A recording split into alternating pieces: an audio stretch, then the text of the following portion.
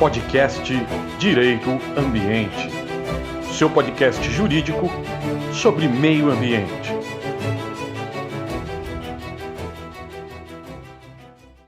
Olá, estamos de volta aqui ao nosso podcast sobre direito ambiental, podcast Direito Ambiente, e eu inicio esse episódio apenas fazendo uma complementação do episódio anterior. Eu estava falando sobre a classificação do meio ambiente e citei uma classificação mais moderna, que é a classificação de que há o meio ambiente natural, aquele já conhecido, aquele obviamente, sempre existente ali desde o estudo, desde que se começa a falar em proteção ambiental em todo o planeta.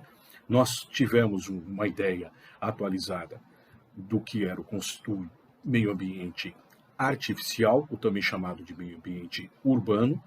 Citamos o meio ambiente cultural e faltou eu citar ali também um conceito mais moderno, o meio ambiente do trabalho. Então essa classificação também tem esse quarto elemento, tá? Essa quarta situação de classificação de meio ambiente. O meio ambiente dentro de um estado laboral, de uma área laboral, ou seja, dentro de uma empresa, dentro de uma empresa que eu digo não necessariamente de grande porte, mas de médio, pequeno porte, é uma situação de meio ambiente de trabalho. Então as condições em que o empregador deve garantir para o seu funcionário trabalhar com segurança, com qualidade de vida, exemplo, a redução de ruídos, a eliminação, na verdade, de ruídos, equipamentos de segurança, equipamentos que diminuem, que mitigam ou que evitam o estresse de trabalho na sua atividade. Isso tudo classifica-se também no próprio meio ambiente do trabalho. É uma classificação mais recente, ok? Bom, nós seguimos nesse podcast, agora falando um pouquinho sobre o artigo 225.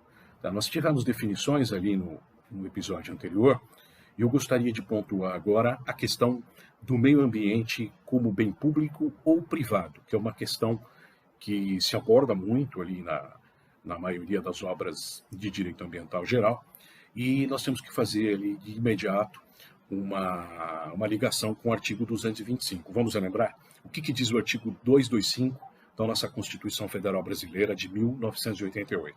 Ele diz que todos têm direito ao meio ambiente ecologicamente equilibrado, bem de uso comum do povo e essencial à sadia qualidade de vida, impondo-se ao poder público e à coletividade o dever de defendê-lo e preservá-lo para as presentes e futuras gerações. Então, no meio do caput do artigo 225 da Constituição, nós temos um pedacinho da expressão bem de uso comum do povo.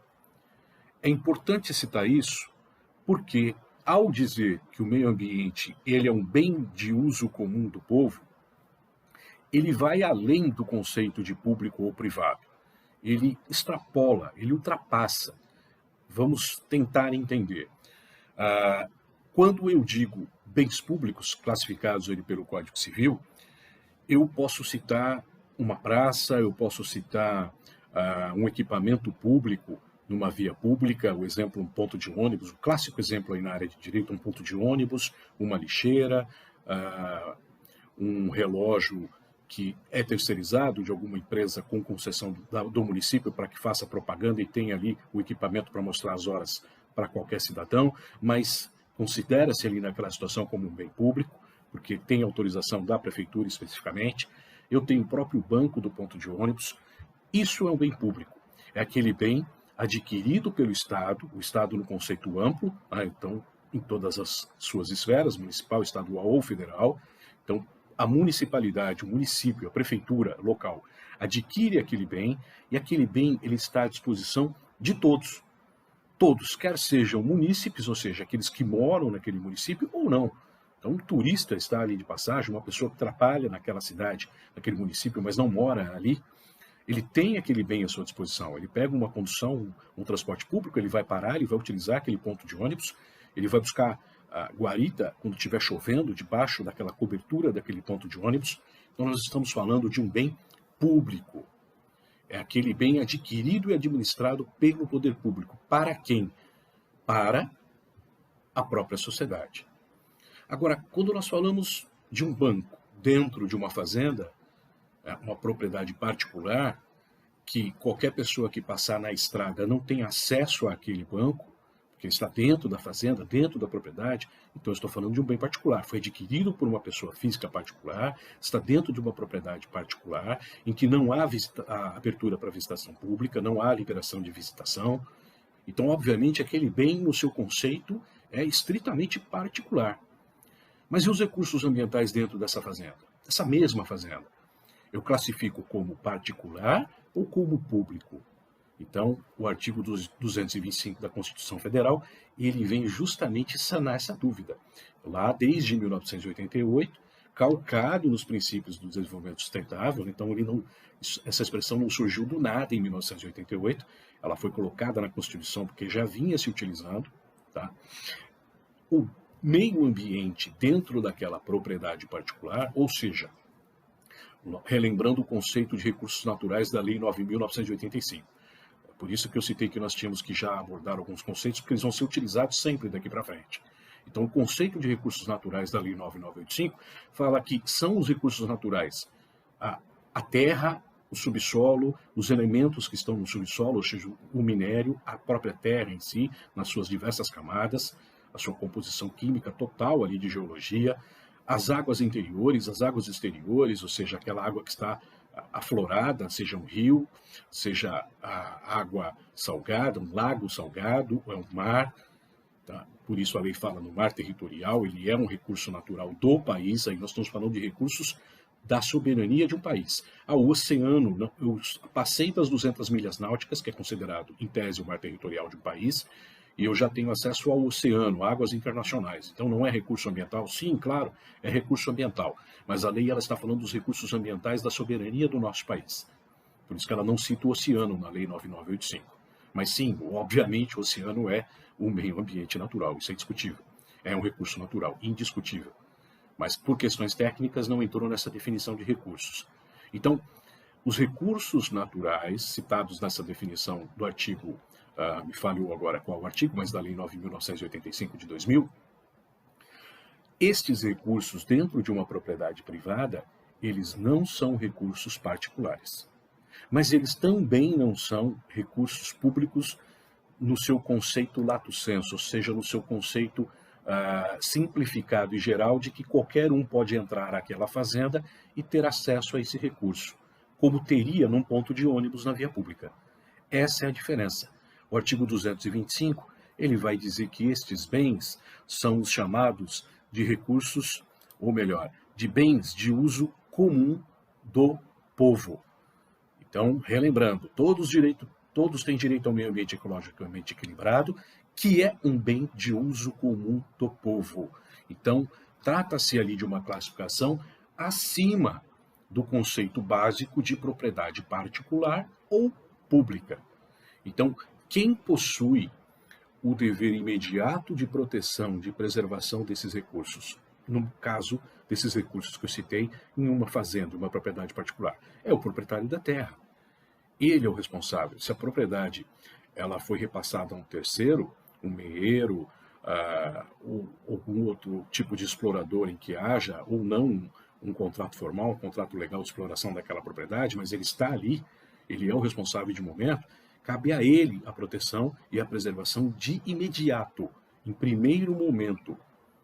Então, ele não é o proprietário do recurso. O recurso está à disposição, pode vir a ser explorado por ele, proprietário ou responsável da terra, mas trata-se de uma exploração que vai depender, como nós falamos ali nos tipos de utilização do meio ambiente, direto, indireto ou sustentável, vai ser uma exploração de forma sustentável e devidamente licenciada pelo Estado. Então, aquela cachoeira dentro daquela propriedade, em que o proprietário está explorando com a visitação pública, a cachoeira em si não é um bem específico daquele proprietário, é um bem de uso comum do povo. Mas ele pode sim fazer a exploração econômica, ele vai solicitar as devidas autorizações, talvez não se encaixe uma licença ambiental se for de uso indireto, vamos lembrar questões dos conceitos de uso direto e indireto, mas é uma exploração econômica, é uma atividade econômica, assim classificada lá, né, de alguma forma, e se encaixa como atividade econômica no próprio capítulo das atividades econômicas da Constituição, então, obviamente, ele terá a necessidade das devidas permissões do Estado, né, do poder público, para a atuação.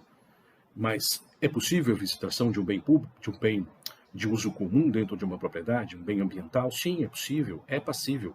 Caberá ou não o licenciamento, tem que se verificar, tem que se buscar informações dos órgãos ambientais, se for um uso indireto, sem que haja dano, talvez o licenciamento ocorra, mas ele seja mais célere, ele seja mais simplificado, talvez não, talvez ocorrerão explorações, mesmo que não tão degradatórias, mas que vão necessitar de um licenciamento mais complexo, um licenciamento muito mais apurado, com existência de audiências públicas. Depende. Cada utilização dos bens ambientais tem a sua própria característica.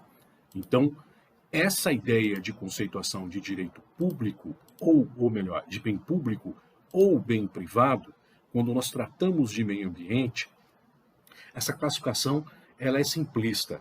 Então, nós temos que considerar, o bem ambiental o quê? Um bem de uso comum do povo.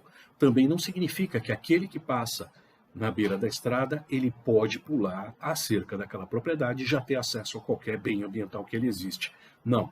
Esse bem de uso comum do povo, ele dependerá da autorização do proprietário, ele pode depender de autorização do próprio Estado, mas não é que o bem, por ser um bem ambiental, ele será acessado por qualquer pessoa. Não.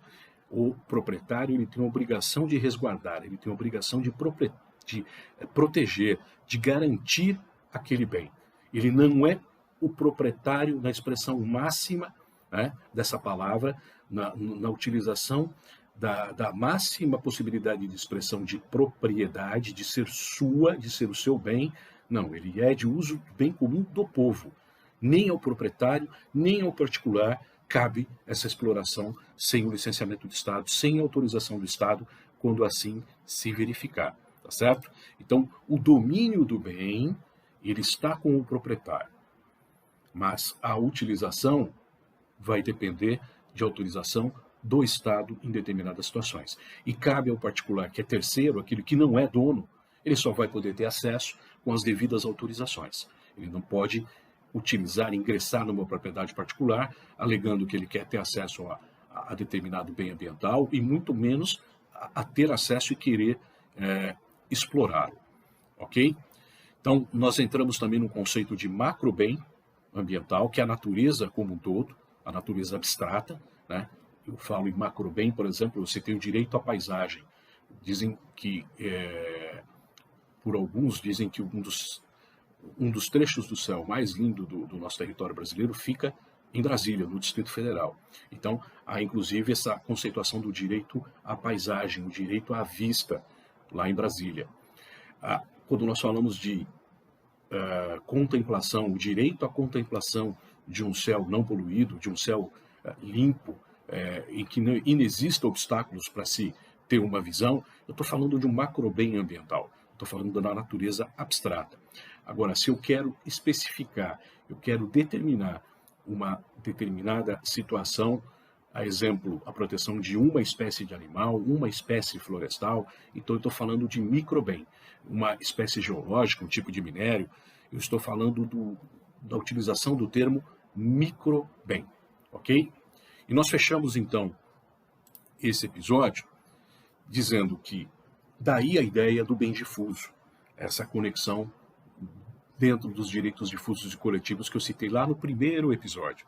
O meio ambiente, ele é um direito difuso. Então, não se determina, não se classifica de forma fechada, usando o termo jurídico, né, numa taxação, ou melhor, numa lista taxativa ou uma lista número dos clausos, em que eu tenho um grupo apenas de pessoas que são sujeitos de direito. Não. O meio ambiente é um direito difuso, ele é um direito de todos. E mais ainda do que no direito consumidor, como nós citamos, no próprio artigo 225 da Constituição, ele é um direito intergeracional, ele vai além das gerações presentes. Preserva-se, protege-se o meio ambiente, esse é o princípio do desenvolvimento sustentável, para gerações que virão ainda daqui para frente, que nós nem sabemos quais. Então, A ideia da dominialidade do bem para um proprietário, conforme esse princípio constitucional, é de que ele tem domínio, mas não domínio exploratório. Ele tem a obrigação, o dever de proteger, está na propriedade particular dele, porém a exploração dependerá da concessão do poder público. Ela poderá não ocorrer. Se o poder público entender que não cabe a exploração, o poder público não vai autorizar. E os terceiros, aqueles que não são proprietários, mas querem ter acesso àquele bem de alguma forma, depende, vai depender da autorização do proprietário e do poder público. A não ser que seja, como eu já citei, a exemplo, uma fazenda, uma área particular, rural, selvagem, em que já há ali o devido licenciamento para uma atividade de ecoturismo, as pessoas passam a ter acesso e daí, hoje nós temos o termo de pagamento por serviços ambientais, então o ecoturismo se encaixa nisso. Uma das formas sustentáveis de explorar uma área é preservá-la, não explorá-la de forma direta, mas explorá-la de forma indireta. Preservar aquela floresta, preservar aquele outro tipo de ecossistema que não seja floresta, permitir entradas de pessoas para estudos do meio, ou para ecoturismo, ou turismo rural, como nós chamamos também, em algumas situações, cobrar, né, esse tipo de serviço, há um pagamento de serviço por isso, e isso é revertido também em pagamentos de tributos, e o controle daquela situação, daquele local, é realizado de uma forma mais clara. Não há necessidade de existir uma unidade de conservação, pode ser feita uma unidade de conservação, em áreas particulares pode ter uma unidade do tipo RPPN, que é a Reserva Particular do Patrimônio Natural, é possível, só que vai incidir em cima dessa RPPN algumas restrições, por outro lado, os vários benefícios que a lei traz para essa pessoa, para o particular que queira transformar a sua área em RPPN, ou não. Ele pode ter uma área, não transformar em RPPN e fazer a exploração indireta devidamente licenciada. Então, o bem ambiental, ele vai ser de acesso do proprietário e de terceiros, sem problema.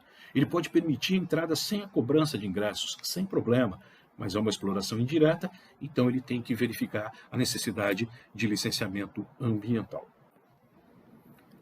E o que reforça essa situação, esse entendimento, essa compreensão, se o bem é particular, né, o recurso ambiental, se ele está ali dentro da propriedade particular, o proprietário pode dispor do jeito que achar melhor, ou não, ou ele não pode, mas outra pessoa tem acesso, tem direito, ou também não tem. Basta verificar o artigo 2º do atual Código Florestal, a Lei 12.651 de 2012.